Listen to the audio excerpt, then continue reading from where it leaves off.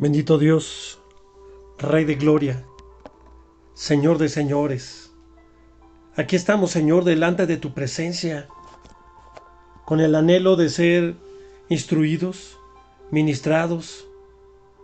Háblanos, Señor, que tu palabra tome vida a través de lo que hoy vamos a compartir a tu iglesia.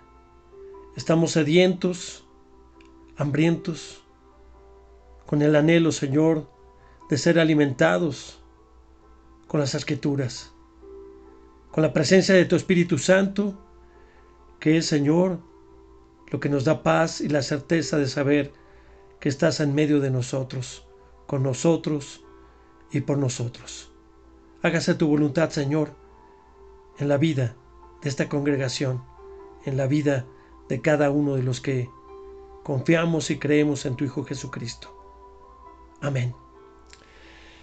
Amada familia, pues hoy vamos a hablar de un tema muy importante que, pues desafortunadamente, siendo cristiano o no, está en boca de todos.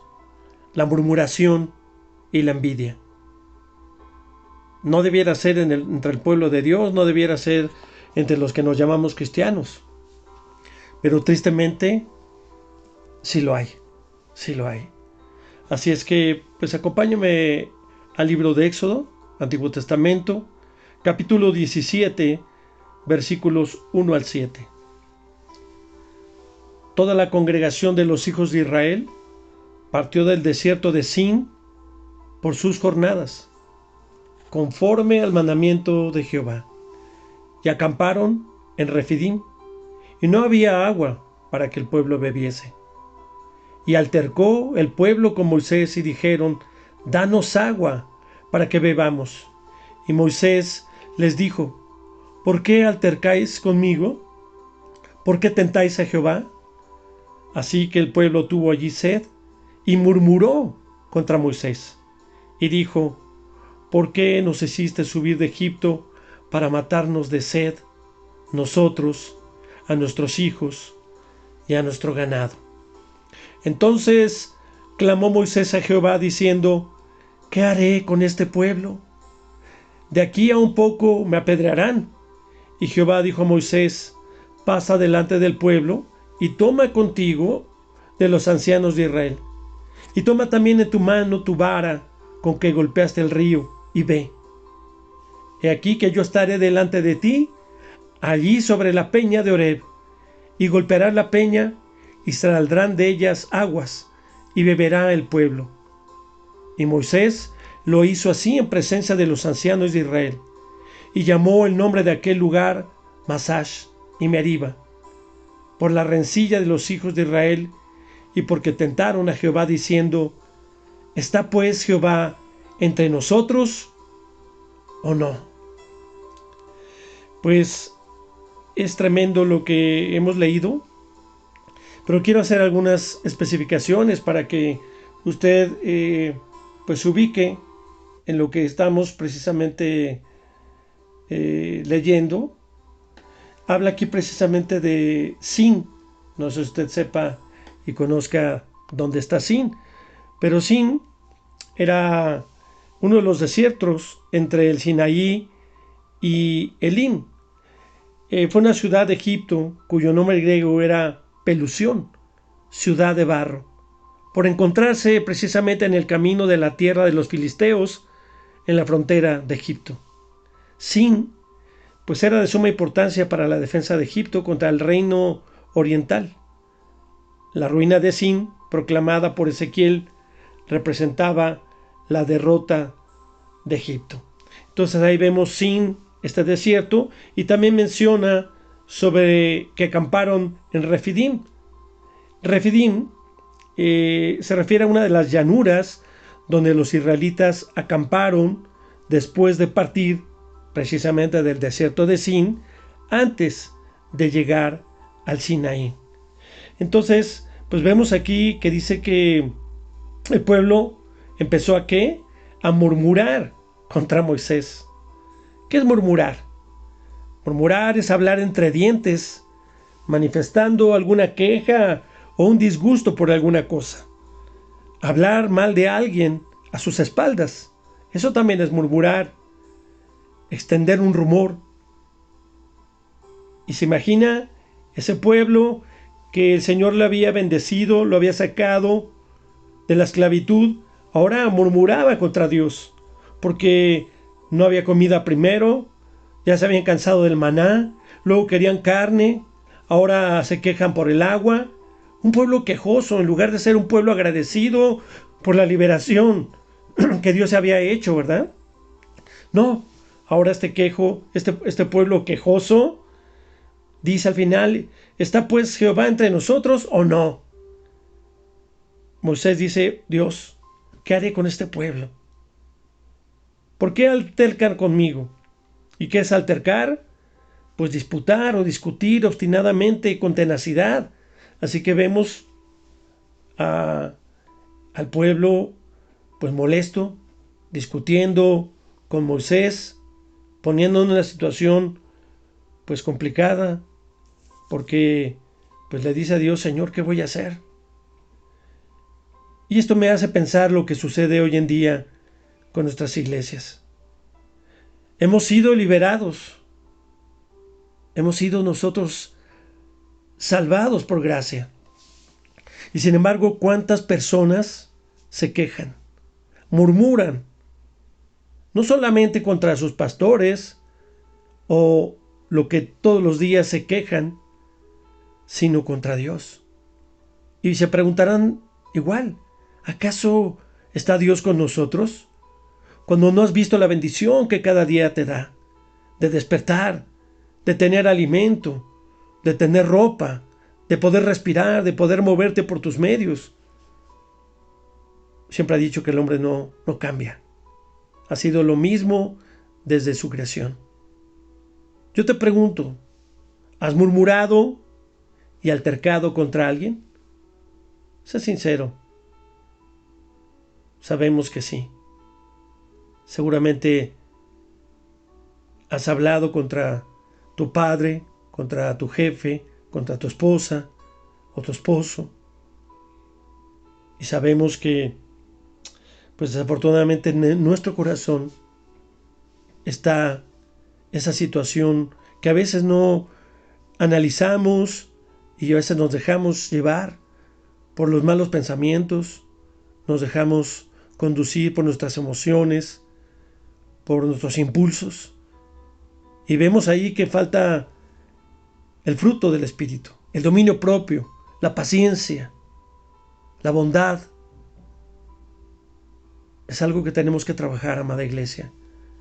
Familia, también vamos a leer el Evangelio de Mateo 20, 1 al 16. Porque el reino de los cielos es semejante a un hombre, padre de familia, que salió por la mañana a contratar obreros para su viña. Y habiendo convenido con los obreros en 1 denario al día, los envió a su viña. Saliendo cerca de la hora tercera del día, vio a otros que estaban en la plaza desocupados, y les dijo, id también vosotros a mi viña, y os daré lo que sea justo. Y ellos fueron. Salió otra vez cerca de las horas sexta y novena, e hizo lo mismo, y saliendo cerca de la hora 11, halló a otros que estaban desocupados, y les dijo, ¿por qué estáis aquí todo el día desocupados? Le dijeron, porque nadie nos ha contratado. Él les dijo, id también vosotros a la viña, y recibiréis lo que es justo.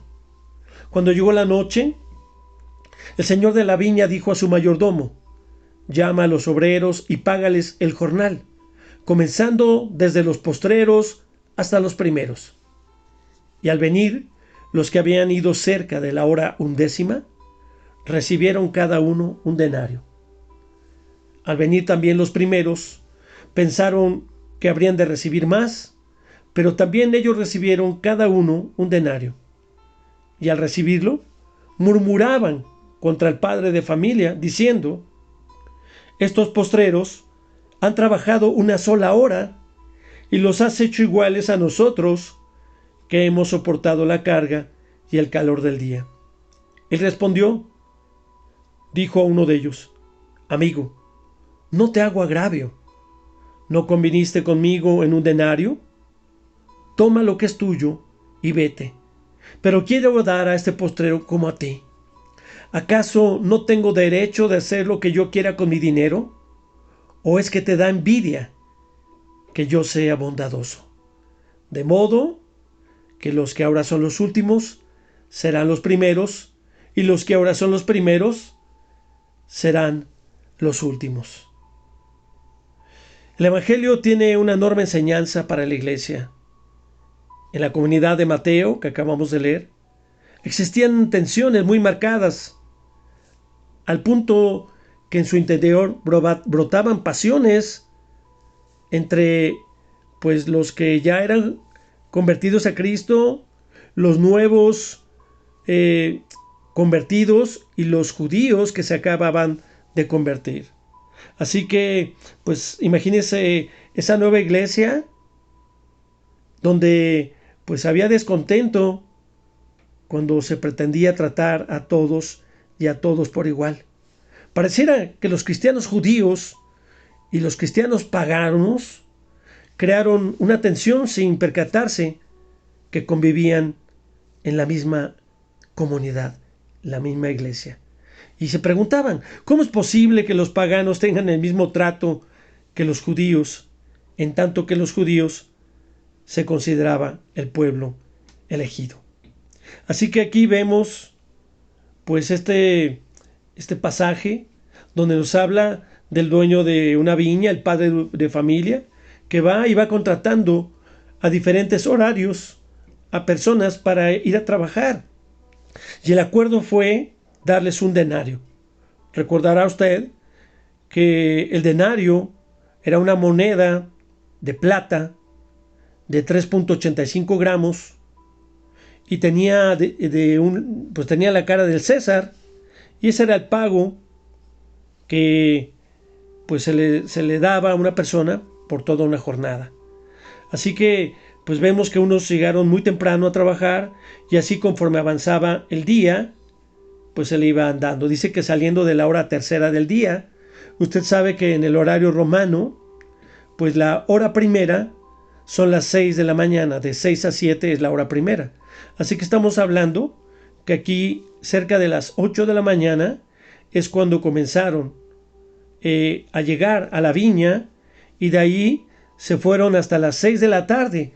Nos habla de la última hora del día, y así que estas personas que llegaron nada más trabajaron una sola hora, y los que llegaron primero, pues al recibir su denario, se enojaron, sintieron envidia.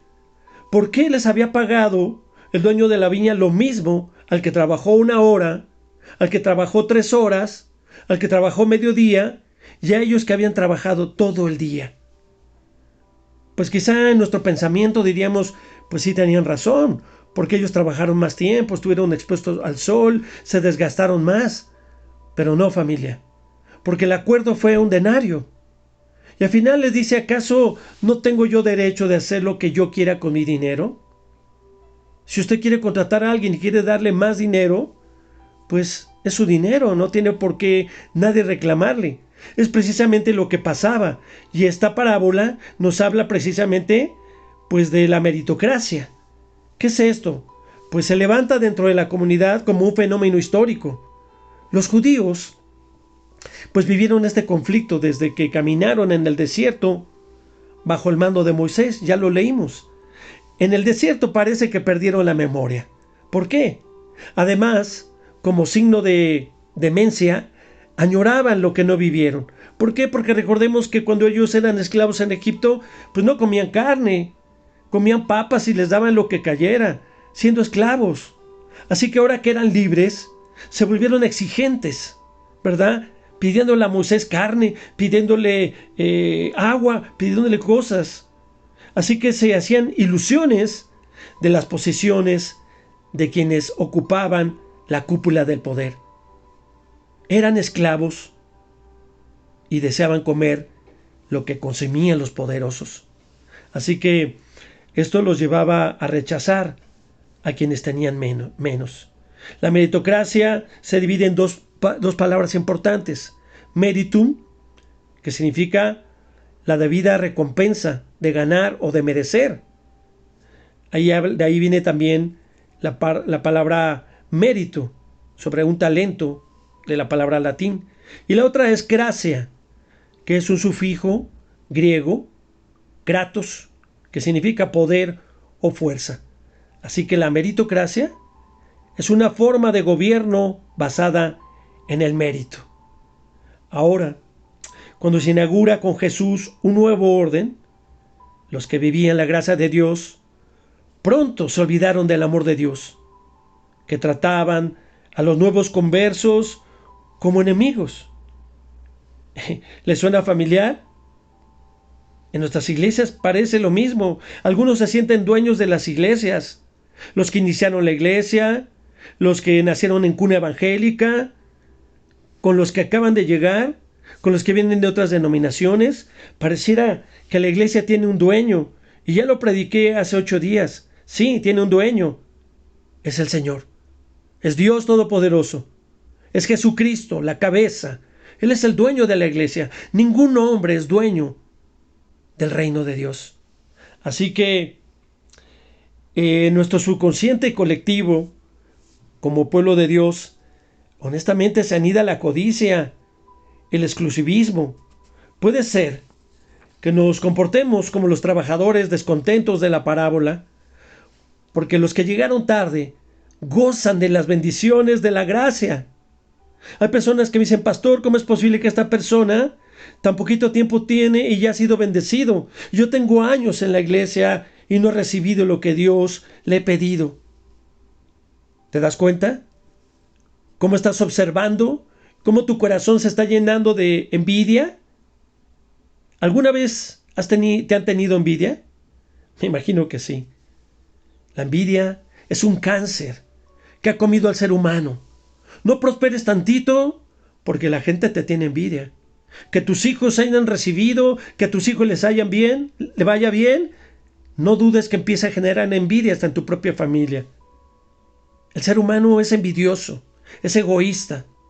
Y por supuesto que hemos sentido la envidia, inclusive hasta de consiervos y de personas que ven que prosperas, que te va bien, y les da envidia. En lugar de bendecirte y anhelar que el pueblo de Dios se extienda, les da envidia. Quisieran que te vaya mal.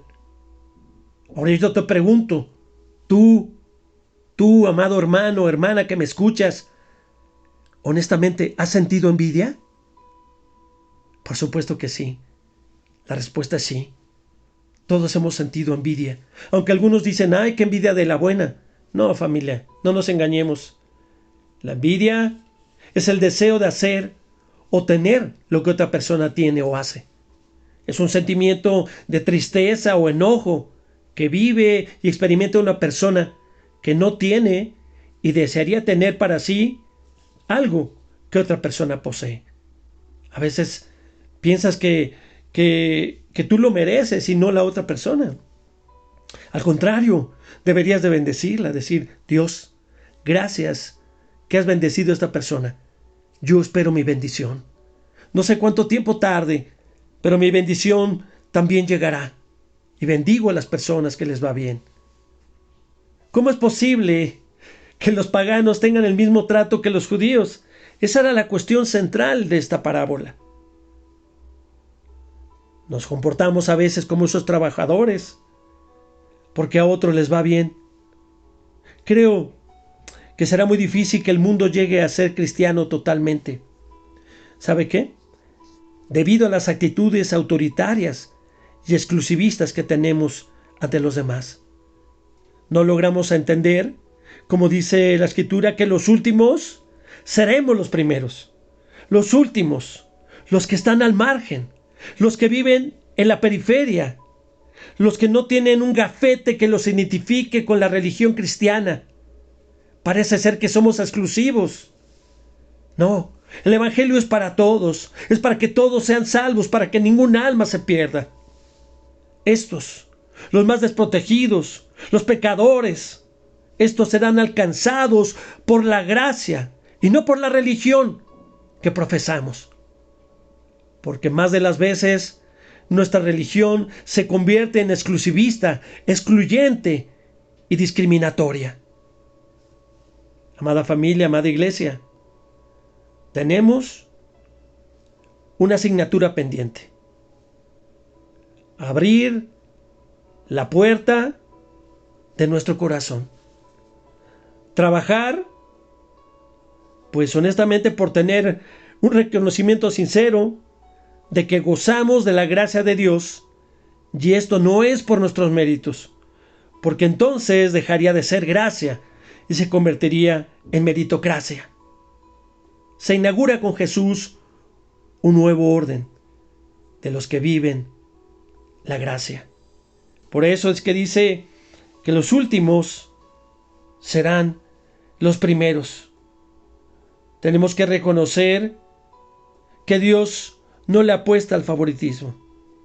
Tenemos que reconocer que no somos los primogénitos, que no somos los elegidos únicamente. Tenemos que reconocer que no somos los primeros antes. Tenemos que colocarnos en la fila de los últimos. Siguiendo la escritura, viene a mí en la memoria el señalamiento que hace el apóstol Pablo a los Corintios, en la primera carta a los Corintios 1, 27 y 28.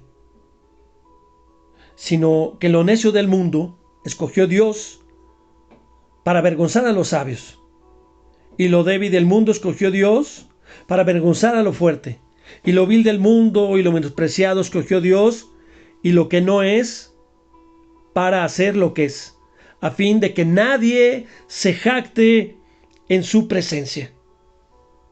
Así que, siguiendo este pensamiento de Pablo, ahora desde la carta a los Filipenses 2, 13 al 16. Porque Dios es el que en vosotros produce así el querer como el hacer, por su buena voluntad. Haced todo sin murmuraciones y contiendas, para que seáis irreprensibles y sencillos, hijos de Dios sin mancha, en medio de una generación maligna y perversa, en medio de la cual resplandecéis como luminarias en el mundo, asidos de la palabra de vida. Porque en el día de Cristo yo pude gloriarme de que no he corrido en vano, ni en vano he trabajado. Tremendo. Y qué hermoso, porque sabe que la gracia de Dios se vive sirviendo a los demás. Dios no es un sistema de pirámide para obtener beneficios egoístas y personales. Debemos de trabajar sin buscar ningún reconocimiento humano. Solo desear la gracia de Dios. Y esto no por nuestros méritos. Pues no sería entonces gracia. Las mies son muchas y los obreros son pocos. Es el Dios de la vida quien ha salido para buscar obreros. Ese padre de familia, ese dueño de la viña es Dios mismo, que ha salido a buscarte, que ha salido y te ha encontrado, porque nosotros no estábamos buscando a Dios. Dios nos buscó a nosotros y nos encontró y nos ha llamado para trabajar en su viña. Así que el Señor ha caminado a la orilla del camino y ha encontrado a quienes creían que todo estaba perdido. El apóstol Pablo se encuentra en la disyuntiva cuando presiente su final. Ha sido azotado, ha sido vejado físicamente. Los hermanos de las iglesias se han burlado y avergonzado de él, y otros lo traicionaron. Y no obstante, Pablo siguió fiel a su vocación, porque lo que buscaba no era el reconocimiento de los demás, sino que se aferró a Cristo. Cristo era el sentido y centro de su existencia. Familia, cuando el centro no es Cristo, se pierden en buscar otros intereses, Y cuando tú tienes otros intereses, tus ojos se van a otro lado. Tu corazón se vuelve duro. Y en tu corazón entran otras cosas que no es el Señor. ¿Y sabe qué? Nuestro corazón se convierte en juez. Las personas están viendo los defectos de los demás. Están criticando y murmurando. ¿Por qué dice esto el pastor? ¿Por qué la hermana llegó tarde? ¿Por qué no esto? Nuestro corazón se vuelve duro y nos dedicamos mejor a quejarnos, a murmurar. ¿Sabe qué? Tenemos que estar conscientes de que el centro, el fundamento de nuestra vida tiene que ser Dios y nuestros ojos tienen que estar solamente puestos en Él. Lo que sí me queda claro es que Dios prefiere a los últimos de la fila. Dios los hace visibles, les da voz y les da nombre. Recordará que dijo, entrarán primero al reino de los cielos las rameras y los cobradores de impuestos, los publicanos, porque reconocieron su pecado y cambiaron. Los orgullosos, los soberbios, los vanidosos, los que desconocen a Dios, por supuesto que no entrarán en el reino. Y se oyen, surgen las murmuraciones por quienes se creen con derechos y privilegios. En las iglesias siempre surgen los reclamos y las murmuraciones. ¿Cómo abatir estas murmuraciones, estas envidias en una iglesia que pretende tratar a todos por dignidad? Creo que el modelo que tenemos en Dios mismo, colocado en el ejemplo de Jesucristo, nos pide ir al final de la fila. Recordará, el Señor dice, yo no vine a ser servido, sino yo vine a servir. Los obreros que estaban desde la primera hora del día critican a quienes recibieron el mismo salario y que solo trabajaron unas horas. Hay en las iglesias quienes piensan que en el cristianismo se debe de crear niveles, ¿verdad? En el ámbito donde nos movemos surgen las murmuraciones como reclamo de derechos. Es que yo soy el líder, ¿verdad? No somos líderes, familia, somos siervos, y todos tenemos la misma jerarquía, todos. Unos tendrán mayor responsabilidad, es diferente. Tomar el compromiso y decir, Señor, yo quiero servirte, quiero ir a la cabeza de este grupo de hermanos. Unos defienden su posición porque fueron fundadores de tal o cual congregación. Otros porque ofrendan más que los demás. Otros reclaman elogios porque hicieron tal o cual tarea.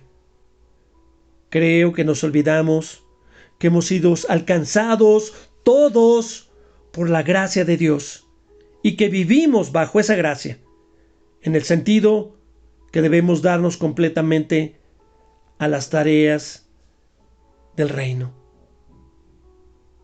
Nos equivocamos cuando decimos que trabajamos por la causa del reino, cuando en realidad algunos buscan el aplauso, el prestigio personal, los privilegios, el poder, la fama, la seguridad, los reconocimientos.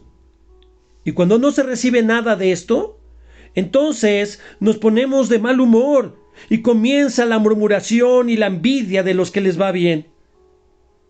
Lo más triste de nosotros es que la raíz de la amargura comienzan a introducirse en nuestro corazón de tal modo que con la lengua destruimos a los otros. Aunque lo trágico es cuando le reclamamos a Dios y nuestro reclamo es por la envidia.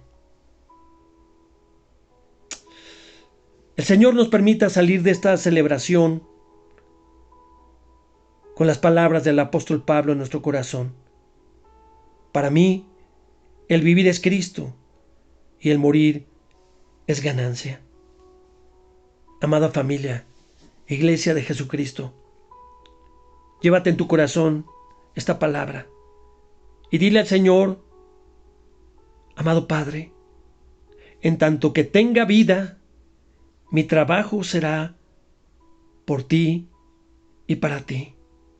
Y si muero, me muero trabajando para tu Hijo Jesucristo.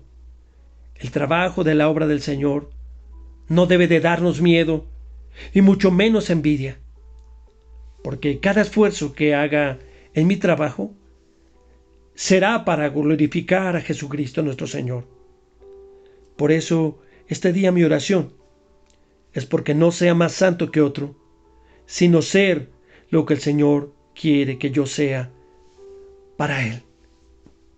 Amada Iglesia, sigamos trabajando con amor, unidos, y no permitamos que nada ni nadie destruya lo que estamos construyendo, una iglesia santa y agradable a Dios. Sigamos sirviendo con alegría y fortaleciendo nuestra amistad y compromiso en la extensión del reino de Dios. Que Dios te bendiga, Dios te guarde en el hueco de su mano y tengas una excelente y bendecida semana. Shalom.